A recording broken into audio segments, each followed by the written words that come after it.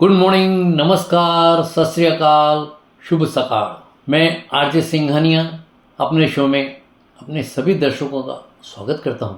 दोस्तों, यूँ तो दिवाली खत्म हो गई, सिर्फ नाम के लिए।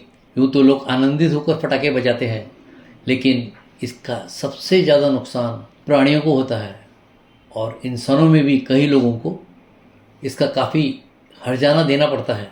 पटाखों की गूंज से, इसके आवाज़ से सर दर्द एक कॉमन प्रॉब्लम है और इसी विषय पर बात करने के लिए आज हमारे स्टूडियो में आई हैं डॉक्टर वैशाली अशोक भिड़े, एमडी होम्योपैथिक, जो आज हमें इस विषय पे ज़्यादा से ज़्यादा जानकारी देंगी। नमस्कार डॉक्टर वैशाली। नमस्कार। कैसी हैं आप? बहुत अच्छी।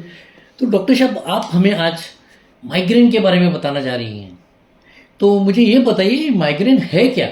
माइग्रेन एक ऐसी बीमारी है जिसमें कई लक्षण दिखाई देते हैं, जिनमें से सबसे आम लक्षण सिर दर्द है। यह सिर दर्द आमतौर पर एक तरफा होता है या कभी कभी कुछ रोगियों में पूरे सिर को प्रभावित करता है। ये अक्सर नौशिया, वॉमिटिंग, विजुअल डिस्टर्बेंस के साथ आता है। माइग्रेन का अटैक कम हो जाने पर सभी लक्षण ठीक हो जाते हैं।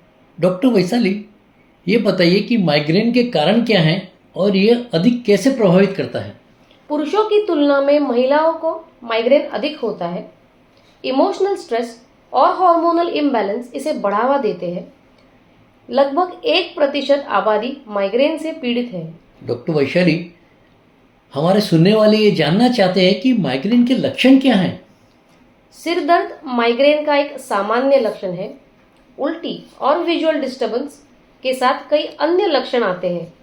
माइग्रेन सिर दर्द के प्रत्येक प्रकरण को 4 स्टेज में डिवाइड कर सकते हैं।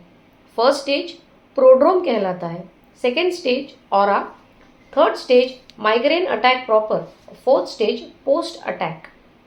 फर्स्ट स्टेज प्रोड्रोम में माइग्रेन का दौरा पड़ने से कुछ घंटे या दिन पहले प्रोड्रोम आता है। इसमें मूड में बदलाव, मांसपेशियों में अकड़न, खाने की लालसा या थकान के रूप में देखा जा सकता है। सेकेंड स्टेज ऑरा माइग्रेन ठीक पहले शुरू होता है और इसमें ऐसे लक्षण शामिल होते हैं जो इंद्रियों को प्रभावित करते हैं, जैसे लाइट सेंसिटिविटी, शोर के प्रति संवेदनशीलता, सुन्नता, झुंझुनाहट पूरे बॉडी में फैलती है। तीसरी स्टेज माइग्रेन अटैक।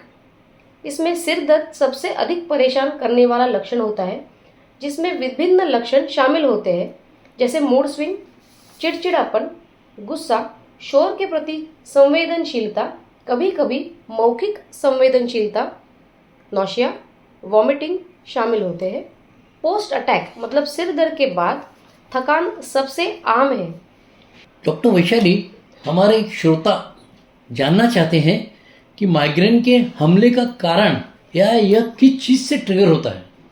हालांकि किसी व्यक्ति में माइग्रेन को ट्रिगर करने वाला कारण बहुत विशिष्ट हो सकते हैं, लेकिन आइए यहाँ इन सबसे आम चीज़ों पर विचार करते हैं जिससे माइग्रेन हेडेक ट्रिगर होते हैं, और वो है नींद में कमी, एसिडिटी, हमारा भोजन छोड़ना, भावनात्मक परेशानियाँ, शराब लेना, उच्च कैफीन का सेवन, ब्राइट लाइट एक्सपोजर।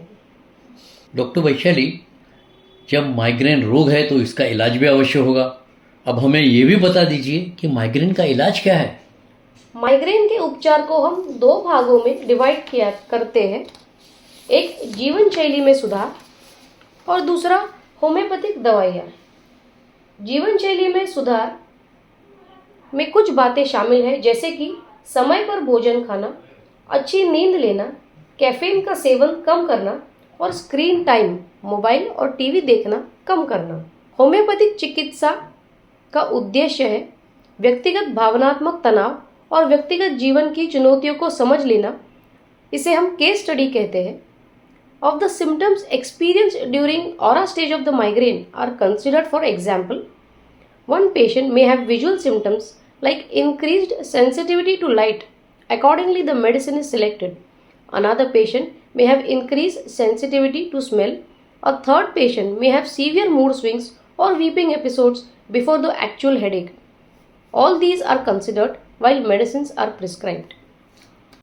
इसके अलावा वास्तविक सिरदर्द के लक्षण जैसे कि किस कारण सिर दर्द बढ़ता है या किस कारण सिर दर्द कम हो जाता है। सिर दर्द के प्रकार, सिर दर्द के स्थान पर भी विचार किया जाता है। कुछ मरीजों को अंधेरे या लाइट बंद करने से अधिकतम राहत मिलती है। कुछ मरीजों को सिर पर पट्टी बांधने से बेहतर महसूस होता है। कुछ लोगों को इतनी अधिक उल्टी होने के बाद बेहतर महसूस होता है कि वो उल्टी करवाने की कोशिश करते हैं। सोने के बाद कुछ धैर्य बेहतर महसूस होता है। इन विशिष्ट तौर तरीकों पर ध्यान देकर एक दवा निर्धारित की जाती है।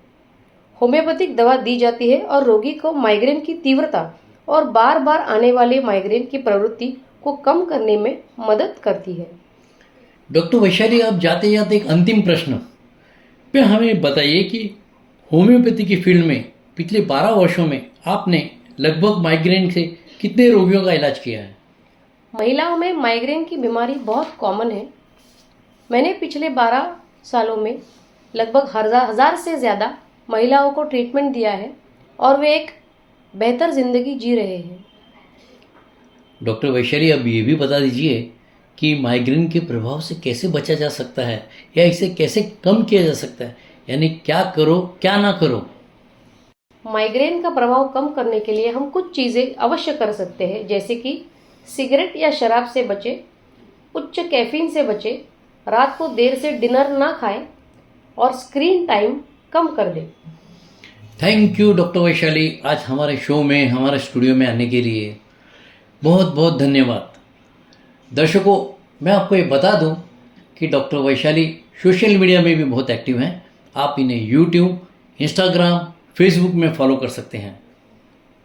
नमस्कार, आप मेरा मोबाइल नंबर नोट कर सकते हैं 9999921641। मैं फ़िलहाल दादर पश्चिम में शिवाजी पार्क एरिया में कार्यरत हूँ। मेरी ओपीडी सोमवार, बुधवार, शुक्रवार दोपहर 1 से शाम 7 बजे तक पार्क पॉलीक्लिनिक 5 शंकर निवास, दादा साहेब रेगे मार्ग, शिवसेना भवन के सामने है और मंगलवार, गुरुवार, शनिवार दोपहर 1 से शाम को 7 बजे तक सापड़ेज polyclinic, Malik building, D V Deshpande Marg, Shivaji park road number 4 यहाँ पर है। मैं अपने अगले वीडियो में ब्रोंकियल अस्थमा और होम्योपैथिक ट्रीटमेंट के बारे में जानकारी दूंगी। अवश्य देखिए। स्वस्थ रहिए। धन्यवाद।